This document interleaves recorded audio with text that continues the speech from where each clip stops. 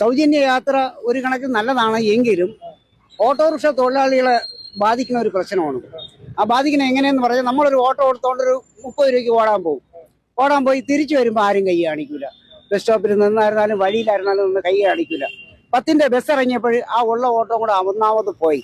ഇപ്പൊ ഈ സൗജന്യ യാത്രയും കൂടെ ആകുമ്പോൾ നമുക്ക് ഇതിനേക്കാളും അരക്ഷിതാവസ്ഥയിൽ വരണ ഒരു സാഹചര്യമാണ് വരണത്. അതുപോലെ സൗജന്യ യാത്ര ഈ സ്ത്രീകൾ ദുർവിനിയോഗവും ചെയ്യും. ദുർവിനിയോഗം ചെയ്യണമെന്ന് ആൾക്ക് തോന്നും, ഒന്ന് പത്മനാഭസ്വാമി ക്ഷേത്രത്തിൽ പോവാം, ഒന്ന് ശംഖുമുഖത്ത് പോവാം, അതൊന്ന് കോവളം വരെ പോവാം, ഫ്രീ അല്ലേ? അപ്പൊ അങ്ങനെയുള്ള അത്രയ്ക്കും സർക്കാരിന് പിടിച്ചു നിൽക്കാൻ പറ്റാത്തൊരു അവസ്ഥ കൂടെ ഉണ്ടാവും. അതുകൊണ്ട് ഈ സൗജന്യ യാത്ര അത് സ്കൂൾ കുട്ടികൾക്കായ ഏറ്റവും വലിയ ഉപകാരം. അർഹതപ്പെട്ട 60 വയസ്സിന് മുകളിലോട്ടുള്ള സ്ത്രീകൾക്ക് നാം സൗജന്യമായിട്ട് കൊടുക്കാം. സ്കൂൾ കുട്ടികൾക്ക് +2 വരെയുള്ള കുട്ടികൾക്ക് സൗജന്യ യാത്ര കൊണ്ട് ഏറ്റവും വലിയൊരു ഉപകാരമാണ്. അർഹതയുള്ളവരാകുമ്പോൾ 60 വയസ്സിന് മുകളിലോട്ടുള്ളവർ ഇങ്ങോട്ടെങ്കിലും പോകണമെന്നുണ്ടെങ്കിൽ സ്ത്രീകൾക്ക് കൊടുക്കാം. അതിനിപ്പുറത്തോട്ടുള്ളവർ കൊടുക്കാൻ പാടില്ല എന്നുള്ളതാണ് എൻ്റെ അഭിപ്രായം. അത് സർക്കാരിനെ കൊണ്ട് താങ്ങൂല, അത് ദുർവിനിയോഗം ചെയ്യും അവർ. അത് മാത്രമേ എനിക്ക് പറയാനുള്ളൂ.